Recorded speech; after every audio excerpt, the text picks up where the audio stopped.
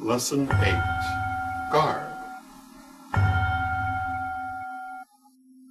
In preceding lessons, we've discussed the nature of the universe and of magic. We have talked about how we purify our space, cast our circle, call the quarters, and invoke deity. Now for the most crucial question of them all, what to wear? What is the well-dressed witch wearing these days? Well, the most common answer to that is the same thing everyone else is. At rituals, gatherings, private workings, and all manner of occasion, most Wiccans wear street clothes. The same clothes they might wear to do any other activity. Granted, they might choose special romantic or witchy clothes, big swirly skirts, exotic fabrics, or interesting jewelry, but these would be things that they could wear elsewhere too. Overwhelmingly, for most Wiccan events, people wear pretty much anything they want to. There are, however, some exceptions. Robes. Many groups like to wear robes. Sometimes only the presiding clergy will be robed, sometimes everyone will be robed. The robes may all match to stress the temple's esprit de corps, or each person's robe may be different and individual. These are all decisions that are up to each individual temple. People wear robes for several reasons. 1. They look cool. Robes, like other accessories, can act as keys to the higher self. Robes can help us to feel magical, and that helps us to shift our consciousness and become magical. 2. They create a sense of belonging. Having a special garment, such as a robe, that everyone in a group wears creates a feeling of specialness, of belonging to a distinct and individual group. Like any uniform, wearing a robe creates a sense that we are doing something different from everyday life. And when everyone is wearing a robe, there is a sense of solidarity, that we're all in this together. This is another good reason for wearing a robe. 3. To aid the flow of energy. In times past, people sometimes felt that clothing restricted the flow of psychic energy. It was believed that anything tied around the body or anything intricately constructed, such as stitching, slowed down or stopped the flow of energy. You can see a vestige of this belief in the Christian Amish, who still believe buttons, zippers, and, heaven forbid, Velcro are harmful, even though the Amish have forgotten the original reasons for the belief. Perhaps at an earlier point in human development this may have been true, but few people believe it today. The Gardnerian author Doreen Valente has pointed out that if psychic energy can't be stopped by walls, a thin layer of clothing should be no impediment to it. Still, many people feel that their energy moves better when they are wearing less restrictive clothing. For this reason, they advocate loose robes or other simple clothing that doesn't bind the body. People in this camp would say that a loose, comfortable robe with little or nothing underneath makes it much easier to do magic or psychic work, as there are no tight waistbands or complicated structures to impede the flow of energy. While we would not take the view that clothing restricts energy, we certainly would agree that wearing loose, comfortable clothing makes pretty much anything easier, including magic. Obviously, comfortable clothing is easier to relax in, and being relaxed helps us to work magically or psychically. Nothing impedes the flow of energy like tension. That's why we clear and release before every working.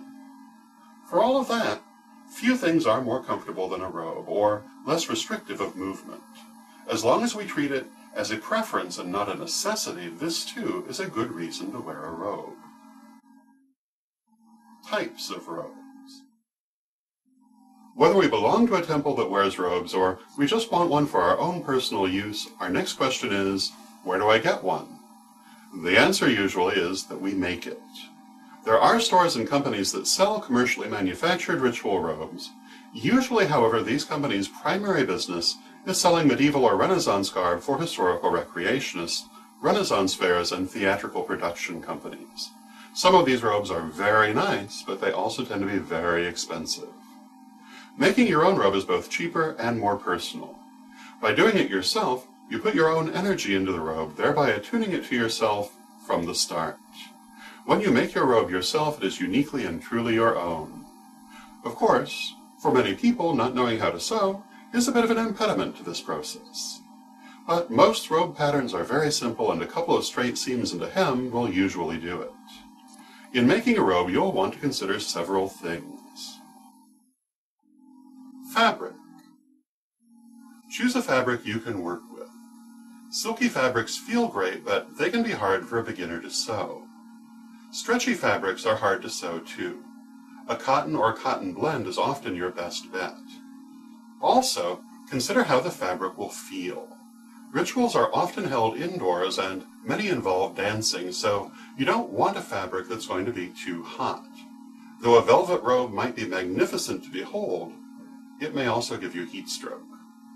A lighter fabric is usually preferable unless you are making a robe specifically for outdoor use. Cut. There are many styles of robe, but the most common type is the simple T-style, favored by the ancient Celts and passed on to the medieval period. This style is simple to make and easy to move in. Another popular style is the caftan, a very unconstructed robe whose simplest versions rather resemble a long poncho sewn up the sides. This was a pretty universal garment in antiquity and can be very striking. Some people prefer a more Greco-Roman style of robe. These often feature a peplos, a decorative fold of fabric hanging down from the shoulders. Some Greco-Roman styles of robe are very simple and are simply pieces of fabric wrapped and pinned in place. There are many styles of robe, and in choosing one, unless we belong to a temple which asks its members to wear a particular style of robe, as some do, our primary consideration is what style makes us feel most spiritual and most magical. Color. Again, there are many colors for robes, and what color we choose largely depends on whether we belong to a temple that requires specific colors or have only ourselves to please. All colors have symbolic meanings, and every color is appropriate for some ritual, if not necessarily for all. Many temples, however, will require a certain color for robes, often black or white. It is very common for a temple to wear black robes at new moon and white robes at full moon, or to wear black robes in the dark half of the year and white robes in the light half. Other temples may have a single specific color for robes. All of their robes will be made in that color regardless of the occasion. Another common color scheme is for members to dress in the quarter color associated with their astrological sign. If we are not affiliated with a particular temple, or if our temple doesn't ask for a particular color scheme, then we can choose pretty much whatever color we want. Decoration. Many people decorate their robes to make them more individual. Even when we belong to a temple that asks for a specific color of robe, we may still be able to decorate it as we wish.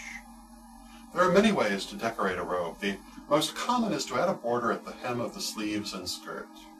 Sometimes, too, people will place metaphysical symbols on the body of the robes, astrological, elemental, runic, or seasonal symbols, for example.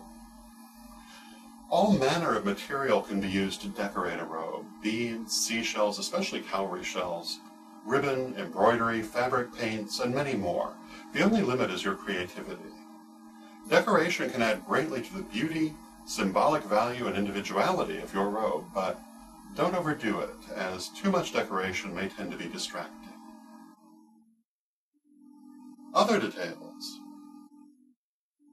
In making a robe, there are also certain practical considerations we should pay attention to. These are as follows. Make sure the neck hole is big enough to get your head through. Don't make the sleeves or hem so long or wide as to be dangerous. Remember, there are likely to be candles and you don't want to set yourself on fire. Nor do you want to trip over your hem while dancing. Few things disturb the solemnity of a ritual like someone taking a pratfall in the middle of it. Make sure that the robe is wide enough to move in. Remember, you will want to be able to dance in this garment and to move comfortably and easily. The look of the Morticia Addams fishtail skirt is not necessarily what you're going for here. The tabard.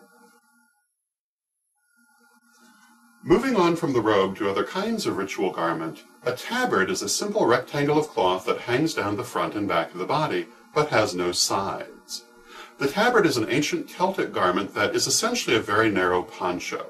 In Celtic times, they were worn, 1, to give extra warmth to the torso when made of heavy fabric, 2, as an apron to protect one's clothing when made of a cheaper fabric, and 3, for added decoration on a formal occasion when made of a dressy fabric. In later times, tabards were primarily used to display the insignia of an organization to which one belonged, rather like a kind of uniform. The most famous example of this, with which most people would be familiar, are the tabards worn by fiction's Three Musketeers. In Wiccan ritual, it is not uncommon to see tabards used to indicate who will perform certain roles, as for example, who will call which quarter. They are also sometimes worn to indicate rank, though if a temple is indeed using them to indicate rank, they will tell you.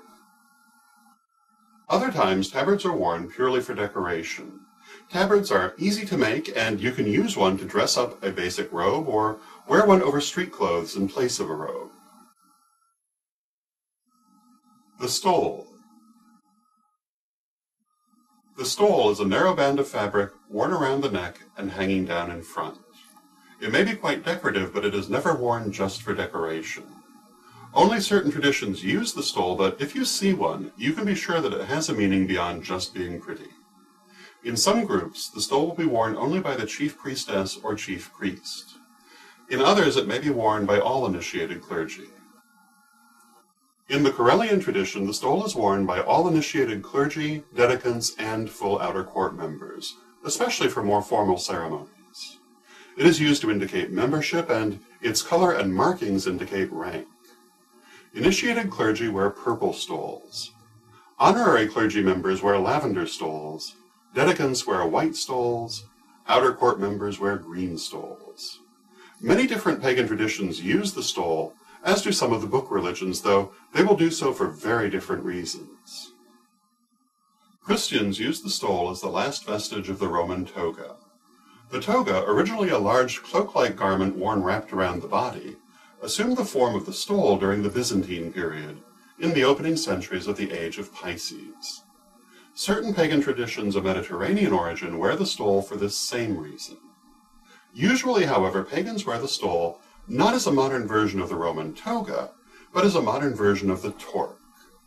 The torque was a metal necklace used by the Celtic peoples as a symbol of initiation.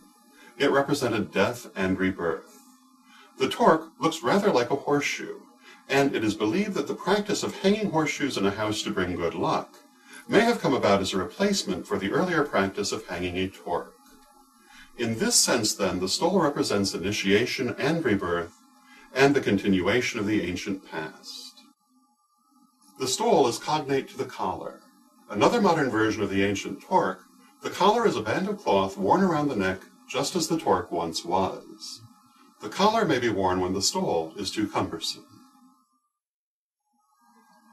Vestments. A vestment is a sacred garment that is worn only for ritual or other religious occasions. It is believed that by wearing the vestment only for religious purposes, its ability to act as a key to aid in the shift of consciousness is increased. This is because if we wear the vestment only for magical and spiritual activities, then every time we put it on, our inner self will know that we're going to do something magical and spiritual, and it will automatically shift the consciousness to align with the higher self. In some groups, all robes and other garments used for ritual are considered to be vestments, and are worn for ritual purposes only, never for anything else. Though each Corellian temple is free to establish its own policies, as a tradition, Corellianism takes the position that a robe is a garment, like any other garment, and that the only actual vestment is the stole. It may be bad form to wear certain robes for non-religious purposes, but only the stole has a sanctity unto itself. State robes. State robes are robes that are worn to indicate rank, and they should be worn only by persons who possess that rank. Full Corellian state robes are rarely worn. Each part of the state robe has a meaning. A red tabard, for example, is worn by a third-degree high priestess or high priest, a gray tabard by an elder of the tradition, and a purple tabard by the heads of the tradition when acting in that capacity. A black clavis or narrow tabard is worn by heads of temples. The most commonly used part of the Corel state robes is the stole, whose color and symbols indicate the rank of the wearer. Outer court members wear green stoles. Clerical dedicants wear white stoles, and clergy wear purple stoles. Honorary clergy wear lavender stoles. This system was devised by the Most Reverend Tracy Logan Wood. Jewelry. There are several pieces of jewelry that are associated with Wicca. All manner of necklaces, bracelets, and rings are readily available with Wiccan or pagan themes or symbols, and these can be worn by anyone. In addition, some temples have special medallions, pins, or rings that are available only to their members and that may or may not symbolize rank. The exclusivity of such symbols should be respected as a matter of good manners. There are two particular pieces of jewelry which are commonly used to symbolize rank. The first is the garter. The garter is a piece of fabric or leather tied or buckled just above or below the knee or elbow. There are many variations on how the garter should be made, what color it should be, and so on. These details vary according to the tradition one is dealing with. Some traditions use the garter to indicate a variety of ranks. Most often, however, the garter represents the third degree, or high priesthood, and should be worn only by its members. The second item is the coronet, or tiara. The coronet also represents the third degree, and so it should only be worn by third-degree clergy or second-degree temple heads. Many kinds of wreath or headband are worn for many reasons by many people in Wicca, especially floral wreaths. But the coronet is something distinct, usually made of metal and mounted with a moon, sun, or other symbol. Sometimes a coronet may be worn by someone taking part in a specific ritual or mystery play because of the role they are playing. But in that case, the coronet belongs to the role, not to the person. Usually, however, the coronet is the reward of many years of study and service, and it should be left to those who have earned it. Skyclad ritual. Another ancient but somewhat misunderstood form of ritual garb is going skyclad, that is to say, naked. This practice arises from the idea that psychic energy is restricted or inhibited by clothing, especially tight or binding clothing. As we have said, most people no longer believe this, but it was once taken very seriously. Another reason for the idea of skyclad ritual is that since we are born naked, we are only truly pure in that state. If we approach deity nude, we are laying aside the preconceptions and prejudices of the physical world to reveal our inner spiritual selves.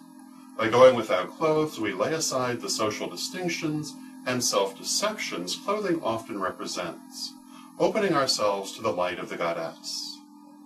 This aspect is especially clear in the skyclad sadhus of India, holy people who go naked to show that they have moved beyond the outer form to the inner essence of being. On a more pragmatic level, the kind of clothing that was worn in earlier times was not very practical for dancing or dealing with fire. Skyclad ritual is a very ancient custom, but is not very common in modern Wiccan practice. Many Wiccans go skyclad only when they are working alone or with a romantic partner. There are certain distinct advantages to skyclad ritual, however, and it can be very good to experience it at least once. Most people have many issues about their bodies, and working skyclad can help you to become familiar with your body and to accept it as it is. Clothing and fashion impose many false and unrealistic ideas on our relationship with our bodies. By accepting our bodies as they are, we can break free of these socially imposed ideas. Also, many people use clothing as a mask, placing their physical self-esteem in external items of dress. But external items are purely illusory and not always under our own control. And by accepting our bodies as they are, we can put our self-esteem where it truly belongs, within. You're not going to encounter skyclad ritual in most temples, but in your own personal practice, you may find it very liberating.